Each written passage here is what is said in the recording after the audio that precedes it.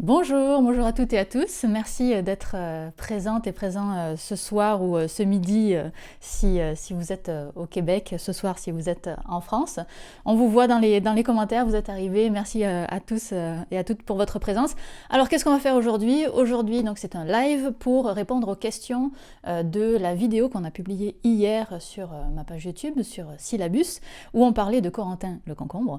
Mais on va aussi parler de beaucoup d'autres choses sur l'éco-conception, le tri et l'emballage. En parlant de quoi on va parler, j'ai un programme pour vous, parce que vous avez posé beaucoup de questions et on a rassemblé les questions pour essayer de faire un petit ordre logique de tout ça. Donc on va parler du plastique, du tri, du recyclage, des déchets sauvages, de l'impact des décisions politiques, surtout au niveau local, certains cas particuliers, et puis après on verra si on peut vraiment changer le monde.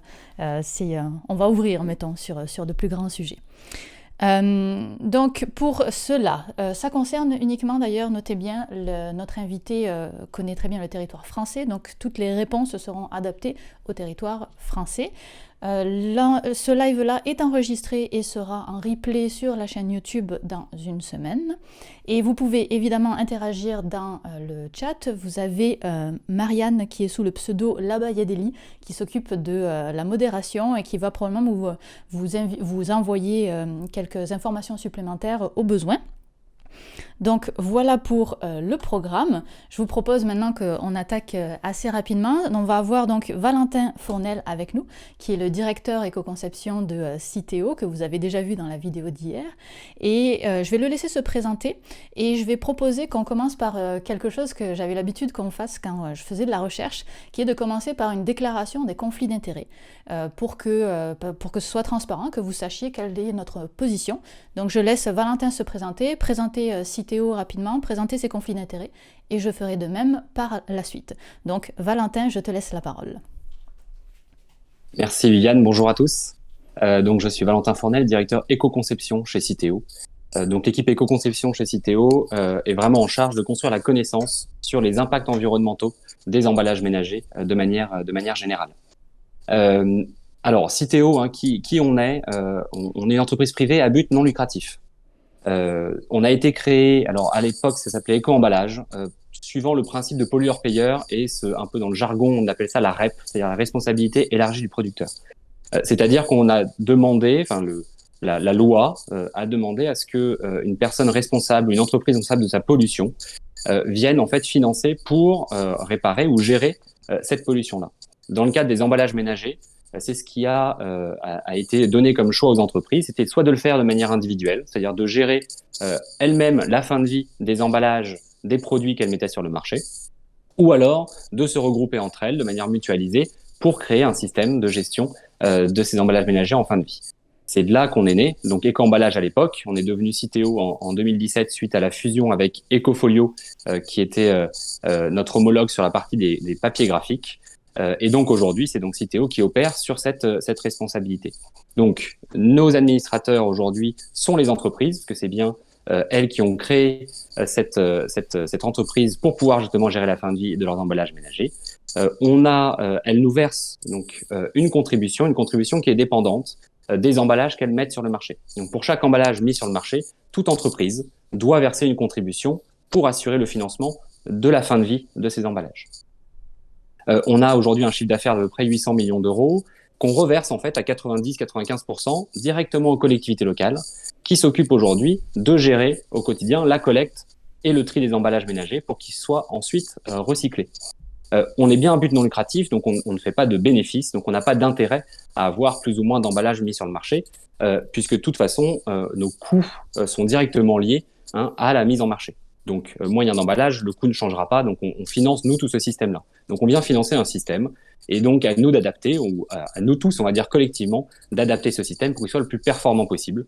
Donc, on n'a pas d'intérêt, on va dire, particulier à ce qu'il y ait plus ou moins d'emballage, on a juste un intérêt qui est inscrit dans notre raison d'être, puisqu'on est entreprise à mission depuis fin 2020, de réduire les impacts environnementaux de la consommation, et en particulier des emballages ménagers, des papiers graphiques.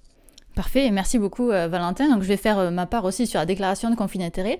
Donc c'est Citeo qui est venu me voir pour parler de ces gestions des emballages et de l'éco-conception, qui est un sujet que moi j'aime beaucoup. J'avais déjà parlé beaucoup des emballages précédemment. Donc évidemment j'étais très intéressée. Et c'est moi par contre qui ai demandé à Citeo et à Valentin de faire ce live, parce que je savais qu'on allait survoler de toute façon les sujets dans la vidéo, et que moi en tant qu'utilisatrice, en tant que consommatrice, j'ai plein de questions. À chaque fois que je suis avec un emballage, je me pose des questions. Je me disais que c'était la même chose pour vous, donc c'est moi qui ai demandé à ce qu'on fasse ce live-là. Et donc, sans plus tarder, rentrons dans le sujet. Donc je vous propose qu'on commence directement par le premier thème, qui est sur le plastique. Vous aviez beaucoup de questions liées au plastique. Alors Valentin, tu le sais, on a beaucoup de questions, donc on va essayer d'être rapide sur les questions. Et on va commencer avec la question de Paula Stern, qui nous dit, quand on dit que le plastique se dégrade en X années, cela veut dire qu'il est mangé par des bactéries et du coup transformé, ou simplement qu'il se décompose en particules de plus en plus petites et du coup reste du plastique? Alors, c'est une question assez pointue et technique. Grosso modo, quand on parle de dégradation, on vient bien regarder, aujourd'hui, quand on parle de biodégradation en tout cas, la dégradation du plastique en CO2 notamment. C'est comme ça qu'on va mesurer, si vous voulez, le processus de dégradation. Donc c'est bien une dégradation plus, on va dire, totale par l'action effectivement des micro-organismes, et qui peut prendre beaucoup de temps. Mais ça n'empêche que certains plastiques vont pouvoir aussi se fragmenter et devenir des petits bouts de plastique. Donc, il faut réussir à faire quand même la part des choses. Notamment, tous les plastiques qu'on appelle oxodégradables viennent justement se fragmenter en tout petits bouts. Donc, ça va vraiment dépendre des cas de figure. Alors justement, tu parles des plastiques dégradables. On a des plastiques biodégradables. En combien de temps est-ce qu'ils sont biodégradables? Donc là, c'est la question de moi aime bien. En combien de temps est-ce qu'ils sont biodégradables, et sous quelles conditions? Est-ce qu'ils sont également recyclables? Comment ça se passe pour ces plastiques-là? Alors, il faut déjà distinguer de quoi on parle quand on parle de biodégradabilité. C'est un terme un peu fourre-tout dans lequel on peut mettre tout un tas de dégradations dans des situations particulières. Donc, on va distinguer notamment deux types de biodégradation, parce que c'est celle qu'on voit le plus sur le marché. Il va y avoir ce qu'on appelle la compostabilité. Donc, c'est le fait justement de se dégrader sous l'action de micro-organismes. Compostabilité qui peut être industrielle ou à domicile. D'accord? Donc, quand on parle de dégradation de compostabilité industrielle, ça veut dire que le plastique va pouvoir se dégrader dans certaines conditions de température et d'humidité qui doivent être extrêmement contrôlées pour que l'emballage puisse se dégrader. Donc, l'emballage plastique, là, en l'occurrence. Ces emballages-là, si on les met dans la nature, ils vont évidemment pas se dégrader à la même vitesse que dans un composteur industriel. Voilà. Et donc, ils vont mettre plusieurs dizaines d'années également à se dégrader. Il y a des chances, il y a certaines études qui le montrent, mais qui sont pas encore complètement abouties, qui se dégradent plus vite que des plastiques qui sont pas biodégradables, mais ça va mettre quand même plusieurs dizaines d'années, donc c'est pas forcément la solution, on va dire, d'un point de vue gestion du déchet abandonné. Ensuite, on a une autre catégorie, donc on va plutôt mettre sous la catégorie des compostables, alors ce qu'on appelle home compost, donc à domicile, c'est-à-dire dans un composteur à domicile. Donc là, on peut rester à température plutôt ambiante, on va dire, qui est celle de notre domicile, pour faire en sorte que l'emballage se dégrade. Là encore, ça ne présage pas de leur dégradation dans le milieu marin, par exemple, ou si ça se retrouve dans la nature, en fonction des températures. Évidemment, la dégradation ne sera pas la même en hiver, en été, etc. Les micro-organismes eux-mêmes ne seront pas les mêmes. Donc ça ne présage pas vraiment de leur dégradation dans ces autres conditions. Je vais rajouter une question qui fait suite à celle-là. Quand on dit que le plastique biodégradable se dégrade, il se dégrade en quoi? Alors, la dégradation, quand on parle de plastique, ça va se dégrader principalement en CO2, donc en dioxyde de carbone, et en eau, en H2O. Voilà, c'est ce que devient, sous l'action des micro-organismes, les plastiques qui se biodégradent. Donc on résout le problème des plastiques dans les océans quand ils sont dans les composteurs, mais on a toujours une émission de CO2 avec les plastiques biodégradables. Tout à fait. Alors là, ça rejoint effectivement la question de qu'est-ce qui vaut mieux en fin de vie. Est-ce qu'on va rechercher spécifiquement à composter des emballages? Donc si c'est du compostage industriel, est-ce qu'on va vouloir envoyer tous les emballages vers des composteurs industriels? La réponse semble aujourd'hui, et on n'est pas encore au bout de la recherche sur ces sujets-là, mais semble quand même dire que oui, mettre tout un dispositif en place pour faire en sorte que l'emballage ne se dégrade en CO2 et en H2O, ça semble pas très intéressant d'un point de vue environnemental, parce qu'on va avoir effectivement toujours ce rejet de CO2 et on va récupérer en échange pas grand-chose, c'est-à-dire même pas de l'énergie qu'on a en général dans la valorisation énergétique. Donc nous, ce qu'on va prôner, et encore une fois, attention, on parle pour les grandes masses, donc il y a à chaque fois des points particuliers. Pour les grandes masses, on prône plutôt de réussir, d'avoir des fins de vie qui permettent de récupérer le maximum de matière. Donc via le réemploi, où là on récupère l'emballage en tant que tel, donc ça va permettre de récupérer le maximum de matière, ou via le recyclage, où on va récupérer quand même au moins 90% de la matière en fonction des emballages. Et donc la compostabilité en revanche peut être intéressante quand on va plutôt chercher à composter le biodéchet qu'un emballage va pouvoir contenir. Donc c'est vrai notamment dans des cas très particuliers qui vont être les capsules de café, les sachets de thé, les étiquettes de fruits et légumes, des sachets, des sacs de collecte des biodéchets, des sacs de collecte des fruits et légumes dans lesquels on va pouvoir remettre les épluchures. Voilà, là il y a un intérêt à avoir des emballages, des matériaux en plastique compostable parce que ça va permettre de favoriser le compostage du biodéchet qui va être à l'intérieur de l'emballage. Parfait, merci. Je pense qu'on apprend beaucoup de choses là-dessus. Est-ce que, donc une question de Benjamin Verriest, je ne sais pas comment ça se prononce.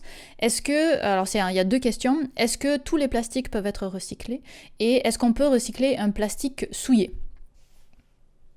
Alors, oui, bien sûr, on peut recycler un plastique souillé. Ça fait partie du process de recyclage. Si vous voulez, une fois que vous mettez votre plastique dans le bac jaune, typiquement, vous avez, on va dire, allez, votre bouteille ou votre pot en plastique que vous mettez dans votre bac jaune. C'est très important de le mettre dans le bac jaune.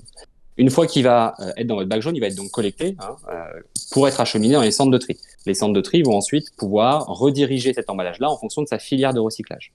Donc, il va pouvoir être recyclé s'il y a bien une filière de recyclage. Donc, on reviendra après sur la première partie de la question. Une fois que ça arrive ensuite à l'usine de recyclage, là, ça va être tous les emballages en plastique, donc cette résine plastique-là, vont être lavés, mis dans un grand bain, ils vont être broyés, lavés, donc tout ce qui va être la souillure, si vous voulez, va pouvoir là être éliminé, donc ça ne pose absolument aucun problème ensuite au process de recyclage. En revanche, il faut évidemment toujours bien vider l'emballage. Voilà, c'est pas grave s'il est souillé, mais il faut toujours le vider, il ne faut pas qu'il reste des morceaux, des bouts, etc. Parce que là, ça va poser plus de problèmes chez les recycleurs. Ensuite, est-ce que tous les emballages plastiques ont des filières de recyclage? Non. Mais est-ce que techniquement tout le plastique pourrait être recyclable? On peut quasiment dire oui. Mais attention, c'est pour ça qu'on essaye d'éviter, nous, le terme de techniquement recyclable. Qu'on veut absolument, c'est quand on dit qu'un emballage plastique est recyclable, c'est qu'on soit sûr qu'il soit recyclé derrière. Donc ça veut dire qu'il est un système de collecte adapté dans lequel on peut aller le mettre, une collecte spécifique, donc le bac jaune en l'occurrence si on parle de la France, qu'ensuite il puisse être orienté vers une bonne filière de recyclage en centre de tri, donc les centres de tri soient capables de l'orienter vers la bonne filière de recyclage, et qu'ensuite il y ait bien une filière de recyclage opérationnelle qui existe à l'échelle et en pratique pour ce matériau-là et pour cet emballage-là. Parfait. Est-ce que, donc tu as ton micro qui frotte beaucoup sur ta chemise. Donc, est-ce que tu pourrais essayer peut-être de le tenir un petit peu plus voilà, pour qu'il ne frotte plus? Ça devrait faciliter l'écoute de tout le monde. Vous me dites. Oui, merci. Bon, merci pour ces réponses. On a une autre question encore pour le remplacement du plastique en fait. C'est une question de Cocolnix CLN, au niveau des emballages alternatifs, donc papier, carton, le faux plastique, etc., pour remplacer le plastique, est-ce que c'est réellement plus écologique? Grande question. Et malheureusement, la réponse va être comme souvent, ça dépend. Ouais. Donc, il y a jamais, vous allez voir, c'est un peu le problème de ces sujets-là liés à l'emballage. C'est rare qu'on ait des réponses qui marchent dans tous les cas de figure. On va beaucoup être dans le cas particulier. Et c'est ça notre métier chez Citeo, c'est aussi de venir identifier justement les solutions les plus pertinentes en fonction de chaque cas particulier. Donc, chaque type de produit qui va être emballé, chaque mode de consommation, chaque mode de distribution et chaque matériau qu'on va pouvoir ou vouloir utiliser en fonction des fonctionnalités recherchées pour l'emballage. Donc, ça va dépendre. Si vous voulez, si on regarde stricto sensu les émissions de CO2. Donc, on va déjà se placer sur un seul indicateur. D'accord? Parce qu'il y en a beaucoup, des indicateurs environnementaux, mais on va se placer sur un seul qui va être les émissions de CO2. Le papier carton, de manière générale, on va dire, s'il est géré durablement, produit potentiellement en France, etc., va avoir un impact CO2 moins important au kilo de matière que le plastique. D'accord? En revanche, il se peut que pour apporter la protection nécessaire au produit, on doive en mettre 3-4 fois plus que de plastique. C'est la grande force du plastique, c'est que ça peut être extrêmement léger, ça a des propriétés extrêmement fortes pour un poids extrêmement réduit. Et donc là, en fonction de ce surpoids, la balance, si vous voulez, peut se déséquilibrer et on va devoir mettre tellement plus de papier carton que de plastique pour avoir la même fonctionnalité qu'on va du coup venir impacter ces émissions de CO2 et elles vont devenir plus importantes pour l'emballage en papier carton. Parfait, Donc merci. ça dépend. Ouais, oui, ça dépend. C'est toujours le même problème. On a des questions dans le chat qui remontent aussi. Il se passe quoi si on met des plastiques non recyclables dans le bac jaune ? Alors, aujourd'hui, on est en France en phase ce qu'on appelle l'extension des consignes de tri, c'est-à-dire un schéma de simplification du geste de tri. C'est-à-dire qu'auparavant, on demandait effectivement aux citoyens consommateurs de ne mettre dans le bac jaune que les emballages qui étaient recyclables et donc qui allaient in fine être recyclés. Dans cette phase aujourd'hui de simplification du geste de tri, on veut plus que ce soit aux consommateurs de savoir quel est l'emballage qui va être recyclable et qui va potentiellement être recyclé, mais que ce soit bien au centre de tri derrière de faire lui-même le tri entre ce qui est recyclable et ce qui ne l'est pas. Et donc, quand on met aujourd'hui dans le bac jaune un emballage non recyclable, il va être en fait identifié comme tel dans les centres de tri et envoyé donc en ce qu'on appelle en refus de tri. Et il partira à la valorisation énergétique. Est-ce que ça veut dire qu'il vaut mieux mettre trop que pas assez dans son bac ? Alors, la règle dans les zones, encore une fois, qui sont en simplification du geste de tri, c'est-à-dire à peu près 50% de la population en France aujourd'hui, et on vise d'être à 100% d'ici 2022-2023, on met tous ces emballages dans le bac jaune. Il n'y a plus à se poser de questions. C'est ça justement l'intérêt de la simplification des gestes de tri, c'est d'éviter de vous poser des questions sur qu'est-ce qui est recyclable, de ce qui ne l'est pas. Et ensuite, ce sera bien les centres de tri qui vont pouvoir faire cette distinction. Parfait. Alors, je vais prendre une dernière question du chat et après on changera de sujet. Pourquoi est-ce qu'on ne peut pas créer des emballages plastiques avec du 100% recyclé ? Alors, si, c'est possible, bien sûr, ça existe. Aujourd'hui, il y a plusieurs produits qui le proposent. Donc, on voit déjà des bouteilles d'eau, par exemple, avec 100% de RPET, ça veut dire du PET recyclé, c'est une résine plastique. On voit des bouteilles également de shampoing, de détergents qui peuvent être en 100% PE, donc c'est une autre résine plastique, le polyéthylène. Donc si, c'est tout à fait possible. En revanche, peut y avoir des freins, l'intégration de matières premières recyclées, et notamment, on va pouvoir perdre un peu en couleur, en force de la résine, et donc ça demande, on va dire, ça représente quand même des challenges pour les industriels de réussir à garder les mêmes propriétés que la matière vierge avec de la matière recyclée.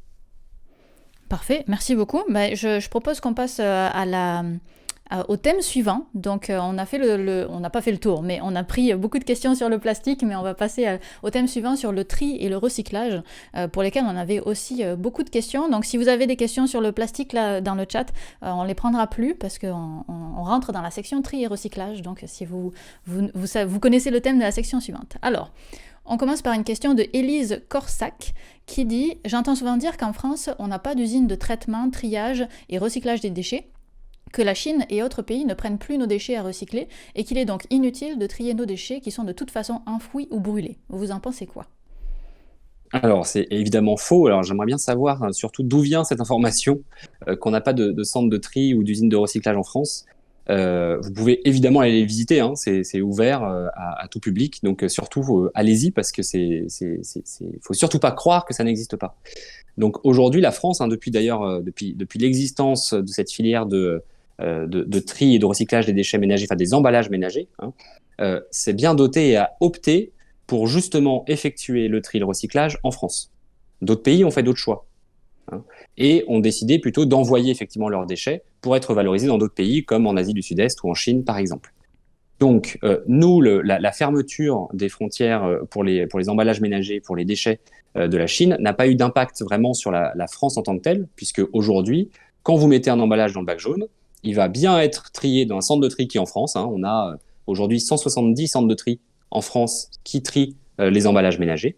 Et une fois qu'il est trié, donc pour être recyclé, il va être recyclé à 75% sur le territoire français, donc chez des recycleurs qui sont bien situés en France, et à 25% en Europe, donc dans les pays limitrophes.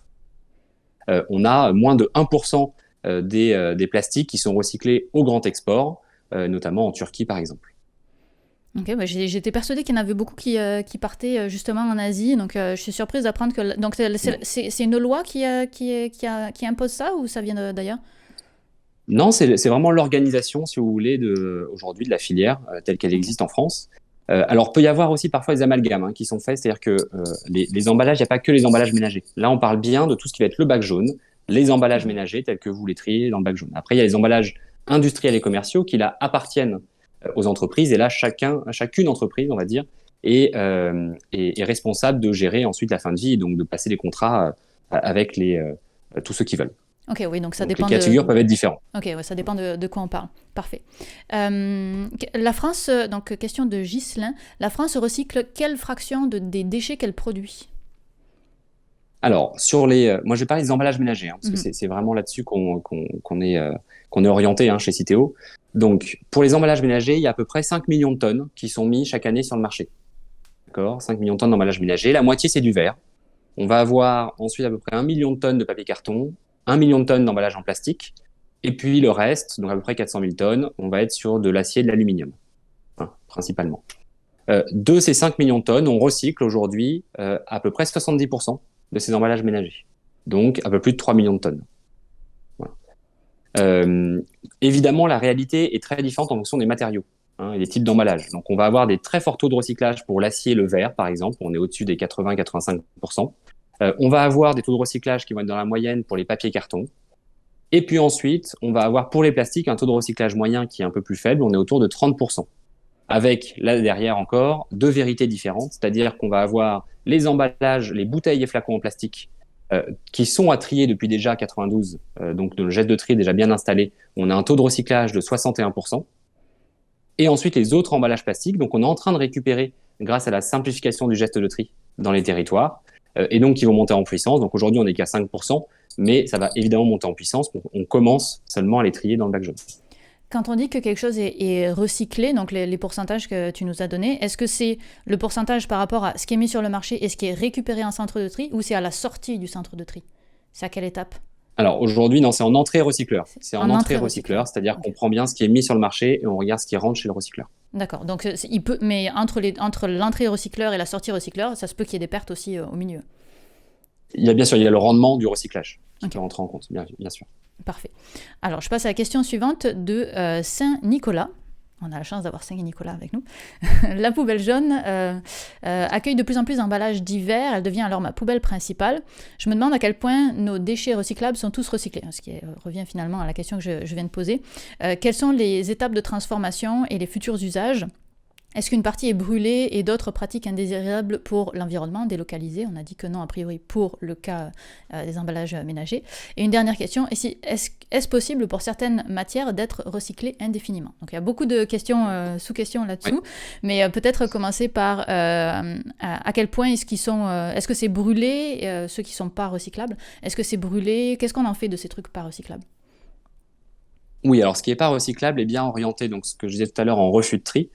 Et ils vont être orientés vers la valorisation énergétique. Alors c'est le terme brûler un petit peu cavalier et peut laisser entendre qu'on laisse juste brûler ça et puis point barre. C'est bien de la valorisation énergétique, et c'est dans la loi, c'est qu'il faut bien qu'il y ait une récupération d'énergie quand on vient incinérer les emballages ménagers, notamment ceux qui ne sont pas recyclables. Donc ça sert quand même. Il y a des villes où des quartiers entiers sont aujourd'hui chauffés grâce à la valorisation énergétique. Faut le savoir, donc c'est pas quelque chose, c'est pas perdu. On récupère quand même de l'énergie en échange. Mais évidemment, on cherche quand même à augmenter autant que faire se peut le recyclage, et on essaye d'avoir des taux de recyclage les plus élevés possibles. C'est bien tout l'enjeu. Alors de recyclage ou de réemploi, d'ailleurs, on pourra en reparler peut-être après. Mais on veut, et c'est vraiment les sauts de performance qu'on cherche à faire aujourd'hui. C'est comment est-ce qu'on augmente ces taux de recyclage pour qu'ils soient le plus élevés possible. Parfait. Dernière question prévue, je regarderai après s'il y en a dans le chat. C'est de Chloé qui nous demande comment se recycler les emballages de boissons de type briques, de jus, de lait et qui sont composés de diverses matières. Alors, je vais peut-être refaire un topo d'ailleurs sur les différentes filières de recyclage. D'ailleurs, ça peut être intéressant, juste de comprendre les débouchés, ce que deviennent les emballages une fois qu'ils sont recyclés. Donc, une fois qu'ils arrivent chez le recycleur, donc on l'a dit, centre de tri vont orienter les emballages recyclables vers la bonne filière de recyclage.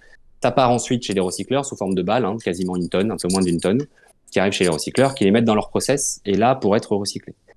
On va avoir aujourd'hui des emballages, donc si on parle du plastique, on a des emballages en PET, type les bouteilles et flacons en PET, qui, eux, vont pouvoir, alors si c'est du PET clair, soit revenir pour une grande partie à l'emballage, c'est-à-dire qu'on va pouvoir refaire justement des bouteilles contenant ce que je disais tout à l'heure du RPET, donc parfois à 100%, ou alors ça va être dans d'autres types d'applications où ça va remplacer du PET vierge, mais pour des applications dans la fibre par exemple, donc pour faire de l'isolation, pour faire du rembourrage de couettes, d'oreillers, des textiles, etc.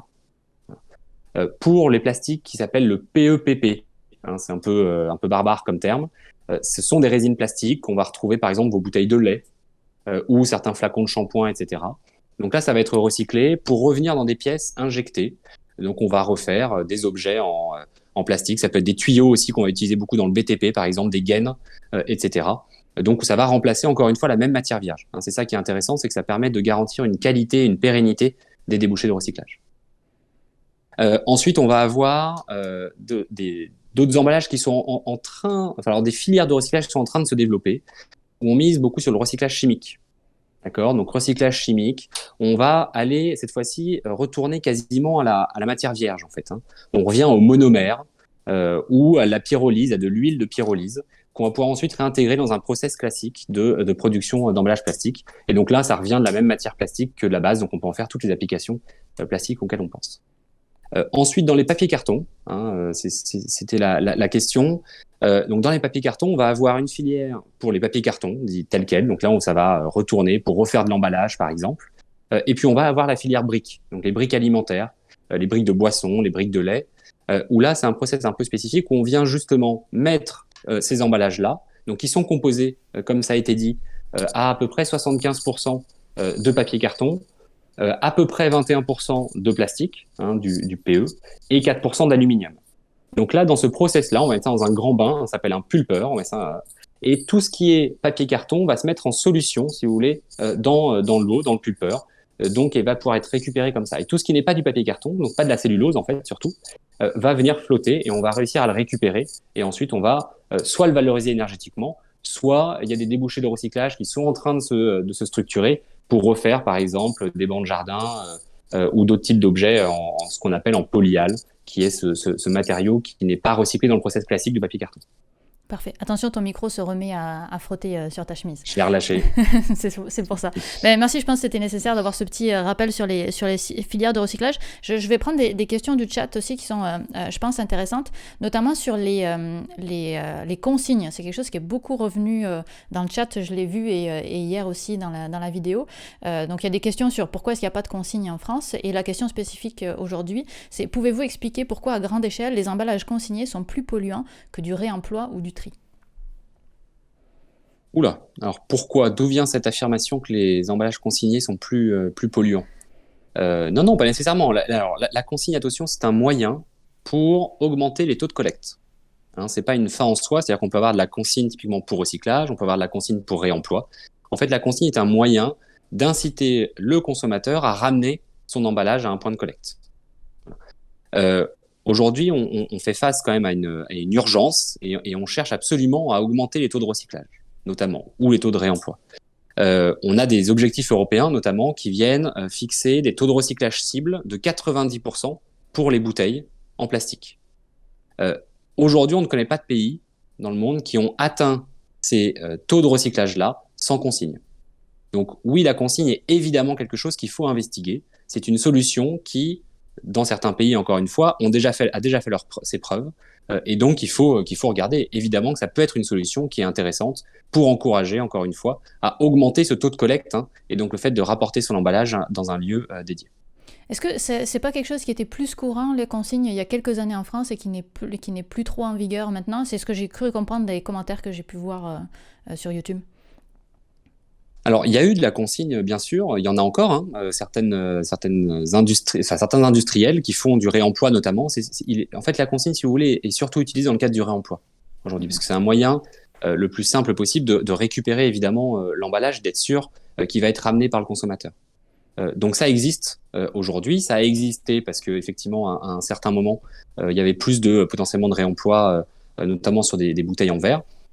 Mais voilà, il y a eu un choix qui a été fait de se réorienter plutôt vers un autre type de consommation. Et maintenant, on repense évidemment à cette consigne pour augmenter les taux de recyclage notamment. Parfait, merci. Alors, je pense on a dépassé pas mal le deuxième thème numéro 2 sur le tri et le recyclage. Je vous propose qu'on parle maintenant un petit peu des déchets sauvages. Ça va être une section un petit peu plus rapide.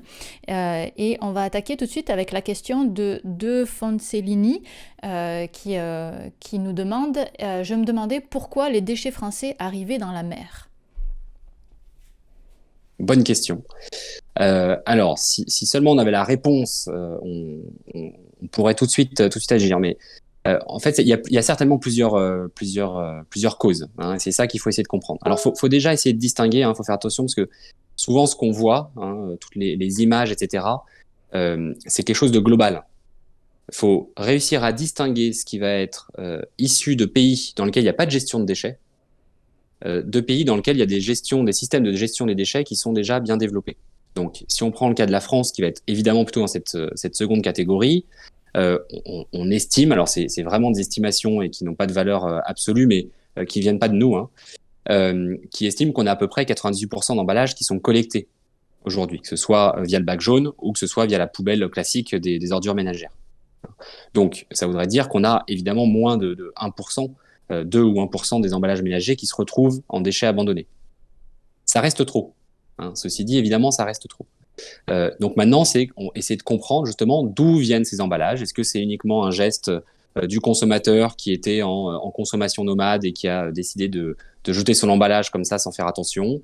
Est-ce que peut y avoir d'autres fuites par ailleurs? C'est des choses qu'il faut évidemment investiguer et qu'on est en train de regarder, notamment avec des projets de caractérisation de ces déchets abandonnés qu'on a commencé dans certains territoires d'outre-mer notamment. Parfait. Bah écoute, merci pour ta réponse parce que les questions suivantes que j'avais sur ce thème-là, tu y as répondu. Donc je vais pouvoir les sauter et passer au thème suivant qui va porter plus sur l'impact des décisions politiques. Alors c'est un grand terme, vous allez voir de quoi ce dont on parle exactement quand je fais référence à ce titre-là. Donc on commence par la question de Clément Brûlé. Le choix de favoriser, donc ça on refait référence à la vidéo sur Corentin le concombre, le choix de favoriser la lutte contre le gaspillage alimentaire aux émissions de CO2 est-il un choix fait par la France, l'Europe ou chaque entreprise ?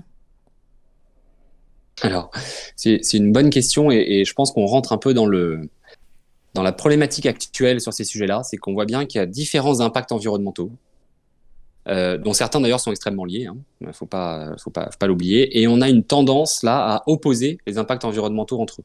Est-ce qu'il vaut mieux réduire les émissions de CO2 mais avoir un plus grand risque de finir en déchets abandonnés, ou l'inverse? Est-ce qu'il vaut mieux réduire l'épuisement des ressources, etc. Il faut surtout pas aujourd'hui mettre de hiérarchie dans ces impacts environnementaux, parce que ça peut être des débats absolument sans fin et personne n'aura finalement de réponse qui soit pertinente ou intéressante. Donc, ce qu'il faut, c'est toujours travailler pour essayer au maximum de trouver les solutions qui permettent de réduire tous les impacts environnementaux. Il se trouve qu'aujourd'hui, on a quand même l'accord de Paris qui fixe au moins des objectifs, vous savez, d'émissions de CO2 à ne pas dépasser pour pouvoir rester sous l'augmentation des 2 degrés de la température. Donc, notre conviction, c'est de se dire, aujourd'hui, on a cette trajectoire. Donc, faisons en sorte déjà que toutes nos actions autour des emballages ménagers, que ce soit sur la réduction des emballages, que ce soit sur le réemploi, que ce soit sur le développement du recyclage, etc., sur l'éco-conception évidemment, comment est-ce qu'on s'assure que ça va bien contribuer à atteindre cet objectif déjà de réduction des émissions de CO2? Et ensuite, en faisant ça, évidemment, assurons-nous qu'on ne vient pas dégrader d'autres impacts environnementaux et qu'on ne vient pas peut-être créer, oui, plus de déchets sauvages. Dans ce cas, évidemment, ce serait raté. Qu'on ne vient pas avoir plus d'impact in fine sur la biodiversité, oui, ce serait raté. Ou qu'on ne vient pas épuiser certaines ressources qui se font de plus en plus rares. Donc, il faut vraiment avoir une approche holistique, si vous voulez, de l'ensemble des indicateurs. Et c'est à ça, j'en faisais référence dans la vidéo, mais c'est à ça que sert notamment l'ACV, donc l'analyse du cycle de vie, qui permet justement de regarder les impacts sur plusieurs indicateurs qui ont des impacts sur l'environnement. Justement, je rebondis, je pense que ça va être une bonne transition avec une question qui a été posée dans le chat par Tartiflette du Game, qui demande quel label ou certification existe pour aider les consommateurs à choisir des emballages qui soient effectivement recyclés. Donc on est un petit peu est-ce qu'on le sait qu'un emballage va être un petit peu plus éco-responsable qu'un autre? Alors, c'est aussi une bonne question. Aujourd'hui, il y a encore pas de marquage, on va dire, obligatoire qui existe pour informer le consommateur sur la recyclabilité, notamment des emballages. En revanche, il y a beaucoup d'entreprises qui déjà communiquent sur le fait que leur emballage est recyclable. Donc ça, c'est déjà un bon moyen de le savoir. En revanche, la loi AGEC vient justement, donc pardon, la loi AGEC c'est pour anti-gaspillage et pour une économie circulaire. Hein. C'est la loi qui a été publiée en février 2020, qui vise justement à notamment inciter ou obliger des marquages sur la recyclabilité notamment, mais également sur d'autres impacts. Hein. La recyclabilité n'est pas le seul impact, le seul outil de mesure, on va dire, de l'impact environnemental. Hein. C'est celui qui sert notamment pour la fin de vie, pour être sûr qu'on va récupérer l'emballage pour faire en sorte qu'on récupère la matière pour refaire derrière un autre objet. Mais il y a d'autres manières aussi de réduire les impacts environnementaux. Hein. Le recyclage en est un, mais il y a également la réduction, hein, on en a parlé, pour être sûr qu'on réduit les émissions de CO2, potentiellement travailler sur l'origine de la matière, hein, intégrer du recyclé dans les emballages peut être bénéfique, travailler sur des matériaux qui sont renouvelables et gérés durablement, attention c'est très important, peut être aussi un moyen de réduire les impacts environnementaux. Donc voilà, il y a tout un tas d'actions aussi qu'on peut mettre en place. Et là aujourd'hui c'est plutôt libre aux entreprises de communiquer là-dessus, mais ce sera normalement un peu plus cadré avec la nouvelle loi AGEC. Alors justement, tu parles de cette loi-là, puis on voit à quel point l'influence du gouvernement est importante pour driver ce genre de choses. Il y a l'ONAG qui nous demande, serait-il possible que le gouvernement, dans un délai raisonnable de 5 à 7 ans, exige que tout emballage et ou tout contenant à usage unique soit recyclable ou compostable ? Oui, tout à fait. Bah, c'est exactement ce que vient de dire la loi AGEC. Ok, donc c'est ça. Elle fixe plusieurs objectifs, si vous voulez. Le premier est de dire qu'il faut tendre vers 100% des emballages plastiques qui soient recyclés en 2025. Voilà, donc ça veut bien dire derrière que pour qu'ils soient recyclés, il faut bien qu'ils soient recyclables. Mm-hmm. Et puis, il y a l'objectif de 2030, c'est-à-dire que pour qu'un emballage ménager puisse être mis sur le marché, il faut qu'il ait une filière de recyclage. Voilà, donc c'est bien effectivement dans la loi AGEC avec cet objectif de 2030. Parfait. Est-ce que, donc je passe à une question suivante, les consignes, on en a déjà parlé, je la saute. Oui, une question de Alia. Dans certaines communes, il y a 5 ou 6 poubelles de tri différentes, dans d'autres seulement 2. Est-ce une question d'organisation de ramassage et de tri ou bien d'équipement dans les centres de recyclage ? Bref, comment ça marche ? Alors oui, aujourd'hui en France, on n'a pas encore de schéma, on va dire, de collecte qui soit harmonisé sur l'ensemble du territoire. On n'a même pas encore forcément partout des bacs qui sont tous de la même couleur. Donc ça aussi, c'est partie des travaux qui sont en cours, hein, et des choses qui sont inscrites dans la loi, de venir harmoniser autant que faire se peut les schémas de collecte et la couleur des bacs, hein, notamment. Pourquoi est-ce qu'à l'origine, les schémas sont pas tous les mêmes ? C'est que évidemment, la réalité de chaque territoire peut être différente. Et donc, dans certains territoires, on va favoriser un schéma de collecte avec 3 flux, par exemple, où on va séparer le fibreux, les emballages et les emballages en léger, ce qu'on appelle léger, d'autres où on va effectivement tout mettre en mélange. Enfin, voilà, ça va dépendre en fait aujourd'hui de chaque volonté des collectivités locales d'organiser la collecte et le tri sur leur territoire. Mmh. Mais on va quand même on a une tendance là, et la loi vient vraiment encourager ça, d'aller vers le plus d'harmonisation possible au niveau français. D'accord. Est-ce que donc je vais terminer avec une question sur ce thème-là, une question qui vient du chat de Guigui0 qui nous demande, existe-t-il des contrôles pour les entreprises pour éviter les emballages aberrants, par exemple la banane sous le plastique ? Est-ce qu'il y a quelque chose qui empêche de faire ce genre de choses ? Alors, il y a normalement dans la directive emballage, hein, au niveau européen, oui, une notion qui vient dire qu'il ne faut pas créer de suremballage ou d'emballage qui soit incohérent. Après, c'est toujours très compliqué d'aller vérifier sur le terrain ce genre de choses et de venir contrôler. Donc, je dirais qu'en pratique, c'est pas forcément le cas. Mmh. Nous, c'est notre rôle aussi au quotidien, hein, c'est d'aller voir justement ces entreprises, de les inciter à aller vers plus d'éco-conception, à réduire leurs emballages, à faire en sorte qu'ils soient recyclables, ou qu'on puisse développer, pourquoi pas, des systèmes de réemploi. Enfin, voilà, c'est vraiment aussi notre métier au quotidien, de pouvoir, parce qu'on a toutes ces entreprises clientes, hein, qui viennent nous voir aussi, qui ont des questions. On va nous les solliciter si on voit des choses un peu aberrantes. Donc, on essaye au maximum de les sensibiliser. Parfait, merci beaucoup. Alors, on va passer à la section suivante, qui est un petit peu les cas particuliers, les questions qu'on avait un petit peu qui partaient un peu dans tous les sens. Donc, on va les aborder maintenant. Alors, on commence par une question de Quentin Gogler, je ne sais pas. C'est très spécifique, des cas particuliers. Est-ce qu'on sait pourquoi les emballages de lardons sont remplis de vide ? Alors, aujourd'hui, en fait, on a dans beaucoup d'emballages type charcuterie, par exemple, on va avoir de l'atmosphère modifiée, si vous voulez, à l'intérieur, pour la conservation, justement, des lardons. Et donc, c'est pour ça que vous voyez, il y a des barquettes qui vont souvent être un peu gonflées. C'est qu'on va avoir, effectivement, dedans, un autre gaz que celui qu'on peut avoir à l'extérieur. Donc, ça peut jouer, effectivement, là-dedans. Ça peut aussi être des questions de remplissage, de comment est-ce que j'arrive à la juste quantité, etc. Après, évidemment, il y a toujours des efforts à faire pour essayer d'ajuster au maximum l'emballage au produit qu'il contient, mais tout en gardant bien ses spécificités. C'est-à-dire que parfois, on va avoir besoin d'un peu plus d'espace pour protéger notamment le produit. C'est le cas des chips, aussi, par exemple, sachet de chips. On a besoin aussi parfois de cet espace un peu de vide, parce que c'est ce qui permet de protéger en fait les chips et de faire en sorte qu'elles s'écrasent pas pendant le transport et qu'elles arrivent ensuite tout en miettes chez vous. Donc encore une fois, c'est adapter comment est-ce que je vais trouver le meilleur emballage pour mon produit en particulier, mon cas particulier et mes besoins in fine de protection et de préservation du produit. Oui, tout à fait. Mais ça ne veut pas dire que des fois, il n'y en a peut-être pas un peu trop d'espace dans certains sacs de C'est chips tout à fait possible que ou parfois, des paquets tout à de fait, lardons. exactement. Et c'est pour ça qu'il faut toujours, c'est vraiment ce qu'on incite les entreprises à faire, c'est toujours se reposer les questions sur son cahier des charges. C'est-à-dire, est-ce que j'ai besoin de tout ça? On a pu aller parfois en se disant, je vais être ceinture bretelle, je vais être sûr qu'il n'y ait absolument aucun problème, que aucun de mes produits ne puisse être périmé avant 6 mois, etc. Et donc, on incite vraiment à toujours se reposer la question de est-ce que c'est vraiment nécessaire? Est-ce que vous voulez aller jusque-là? Est-ce qu'en fait, tous vos produits ne sont pas consommés au bout de 3 mois? Est-ce que vous avez besoin de cette barrière? Absolument. Vérifier, essayer de réduire et vérifier, aller chercher en fait ce point de bascule en deçà duquel on vient effectivement trop gaspiller le produit, qui est le pire d'un point de vue environnemental. Encore une fois, c'est le produit qui a le plus d'impact environnemental. Mais d'aller quand même chercher ce point pour aller chercher toujours ce bas de la courbe en U qui permet d'être l'emballage, qui permet d'assurer sa fonction de protection du produit, donc de ne pas gaspiller le produit, mais tout en n'étant pas de trop non plus, et donc d'éviter des ressources inutiles. Parfait. Alors une autre question très spécifique de Clément Brûlé. Pourquoi est-on passé des bouteilles en verre pour le lait à des briques ou des bouteilles de plastique? Alors ça peut répondre à beaucoup de contraintes différentes. Ça va dépendre de l'organisation, ça va dépendre de ce qu'on recherche, ça va dépendre aussi du mode de conservation. Faut bien comprendre qu'en France notamment, on consomme le lait UHT. C'est très spécifique à la France.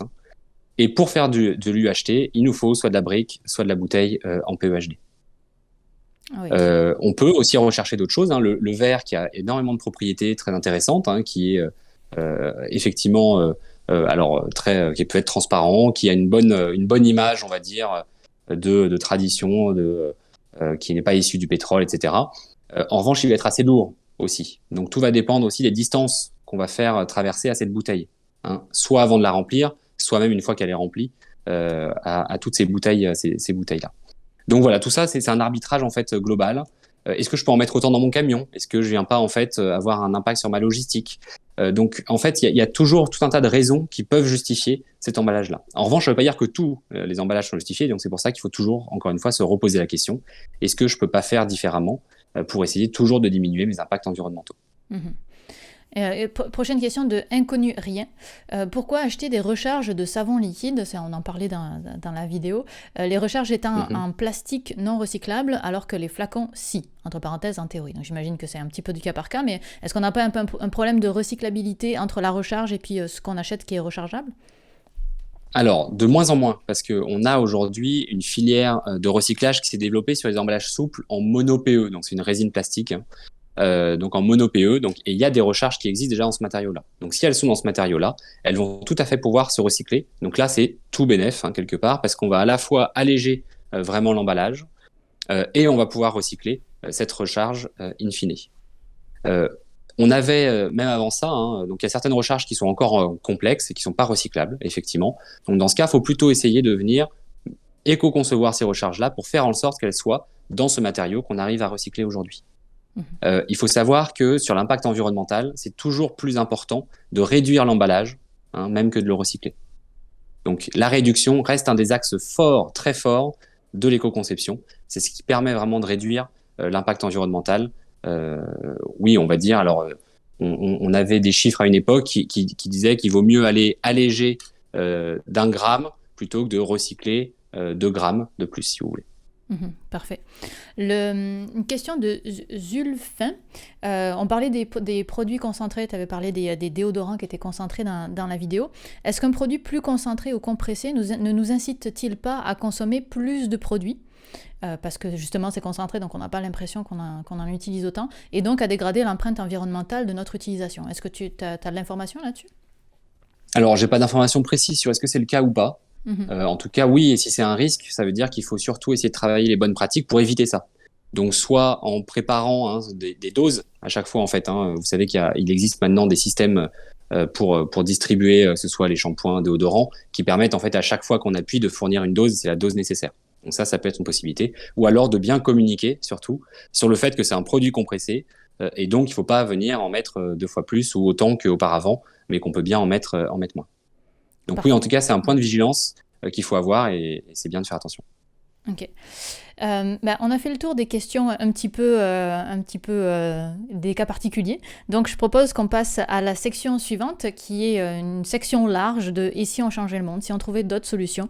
J'imagine que c'est quelque chose auquel tu es souvent confronté, Valentin, avec « Et si on faisait cela ?» ou autre chose. Parce que des fois, ça peut sembler être qu'un pansement, de dire juste on comprime un petit peu plus son déodorant. Est-ce que c'est vrai? Est-ce qu'on arrive quelque part, à un moment donné, à une solution qui soit efficace? Est-ce qu'il ne faut pas passer par des solutions plus drastiques?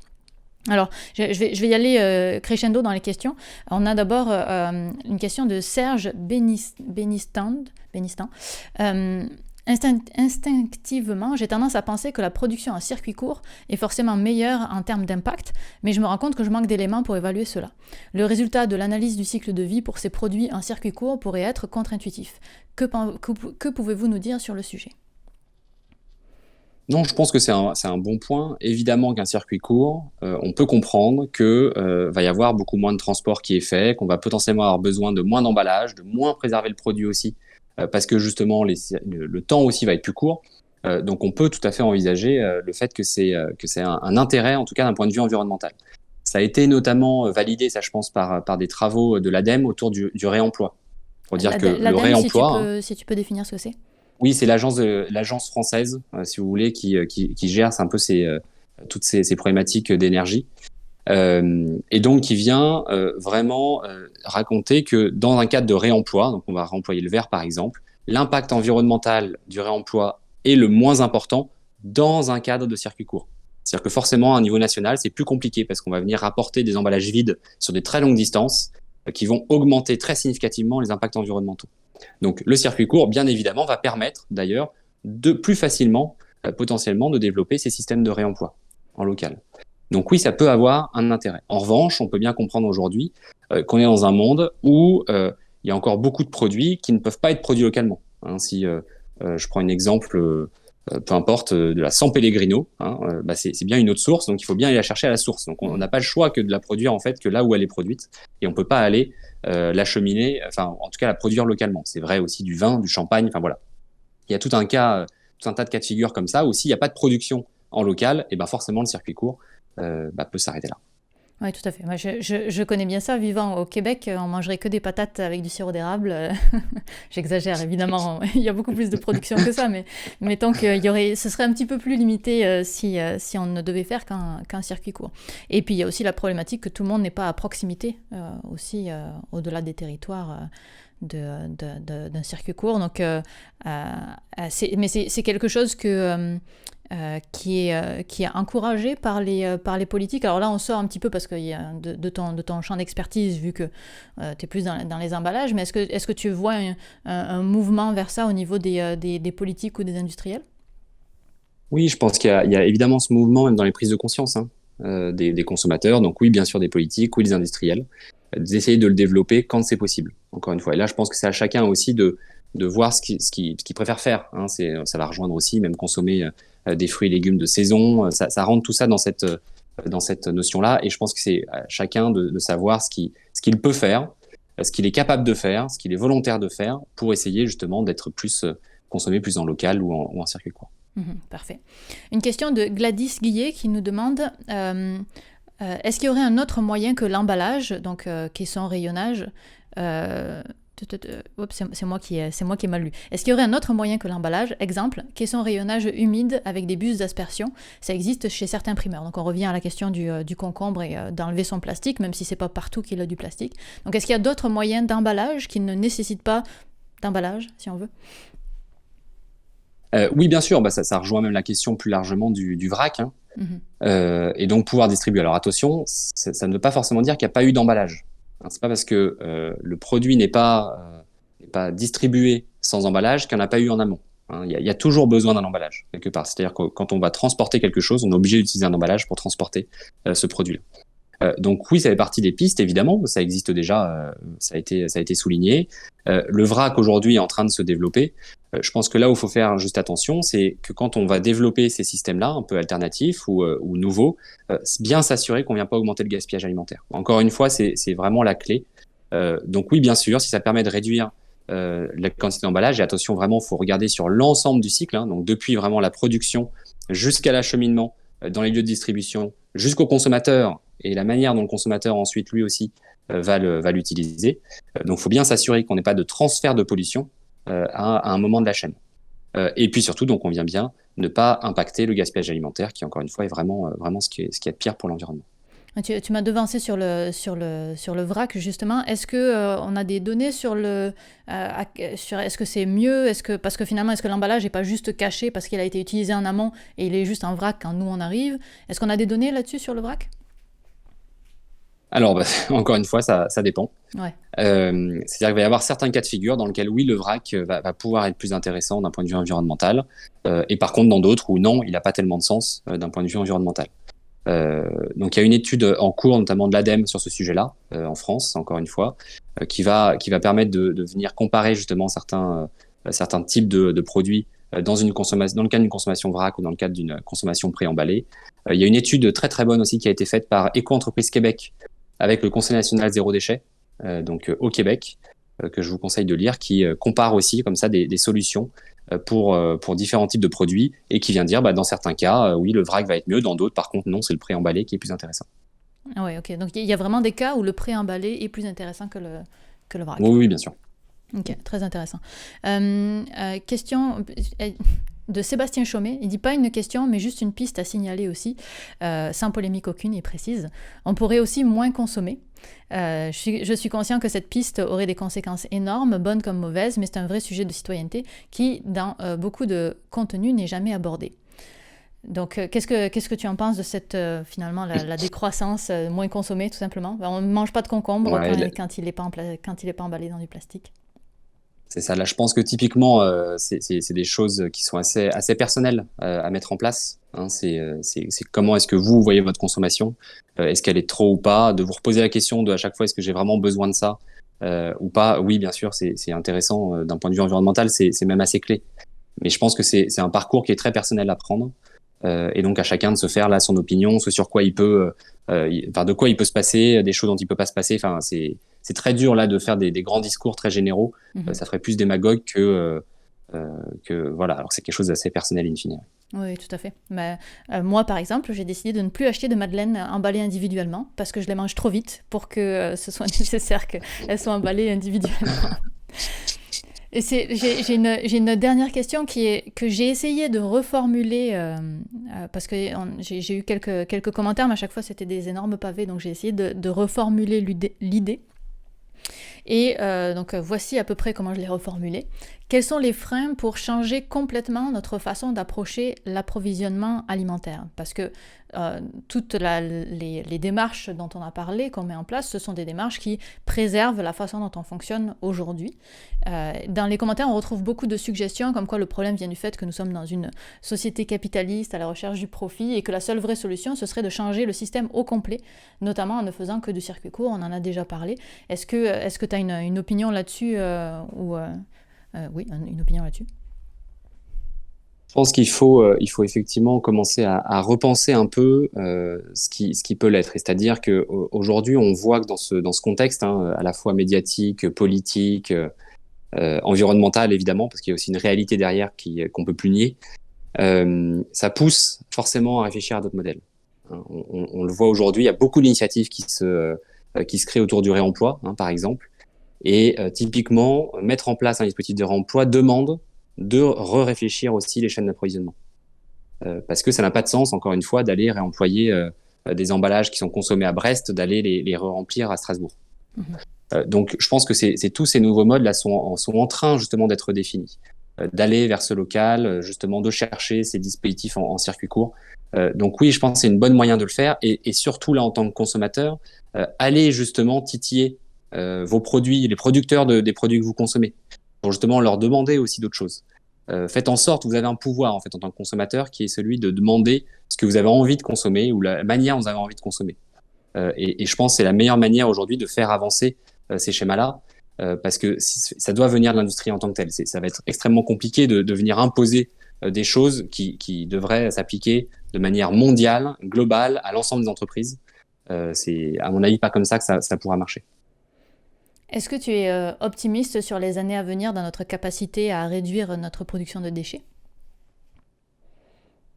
Oui, bien sûr. Oui, je pense qu'on peut tous, aujourd'hui, on a tous des efforts à faire, on peut tous le faire, que ce soit les politiques, les industriels, les consommateurs. Et là, je pense que vraiment, depuis 2-3 ans, il y a un vrai passage à l'acte qui est en train d'arriver. Donc oui, je pense qu'on peut y arriver, et surtout qu'on arrivera en plus à mieux gérer ceux qui sont produits. Mhm. Parfait, merci beaucoup. Écoute, moi j'ai fait le tour des questions que j'avais sélectionnées depuis sur YouTube suite à la vidéo. J'ai quelques questions du chat que je vais te poser. S'il y en a encore dans le chat, n'hésitez pas. On a encore un 3 minutes devant nous, donc ça va être assez rapide. On a une question. Savez-vous s'il existe un organisme similaire au vôtre en Suisse où je pourrais obtenir les mêmes renseignements que vous donnez vis-à-vis de la France? Oh, bonne question, j'en sais rien. Non. Désolé, j'ai pas la. Oui. Tant pis, c'est pas grave, il faudra chercher. On répondra dans le chat. On répondra dans le chat si on trouve ça avant la fin. Ou d'ailleurs, donc tout c'est enregistré ce qu'on est en train de faire, et ce sera rediffusé sur YouTube dans une semaine, et on vous mettra les liens qu'on a pu vous mettre dans le chat, et éventuellement des liens supplémentaires si on en a. Une question qui te sort probablement de ton champ, mais peut-être que tu as des connaissances connexes qui te permettraient d'y répondre. Qu'en est-il des déchets du bâtiment et autres travaux publics? Y a-t-il des contraintes de recyclage? Alors aujourd'hui, il n'existe pas d'équivalent. Je vais utiliser encore ce thème barbare de REP sur la partie bâtiment. En revanche, elle est prévue là aussi par la loi AGEC, donc elle va se mettre en place pour qu'il y ait bien un système qui permette d'aller collecter les déchets du bâtiment en vue de leur recyclage, de leur réutilisation ou même réparation parfois. Parfait. Eh ben, écoute, je pense qu'on a terminé ce live. Merci à toutes et à tous d'avoir posé vos questions. Merci Valentin énormément d'avoir participé, d'avoir pris le temps de répondre à toutes ces questions en rafale un petit peu. Il y en avait beaucoup. Pour conclure, donc le replay posté la semaine prochaine, je vous l'ai dit, on vous mettra des ressources en description. Merci à toutes et à tous d'avoir été présents. Merci Valentin. Bonne soirée Merci à tous. Bon après-midi pour les Québécois qui seraient parmi nous. Et moi, je vous dis à la rentrée en septembre. Il n'y aura pas de vidéo cet été. Et à la prochaine. Passez un bel été et à bientôt.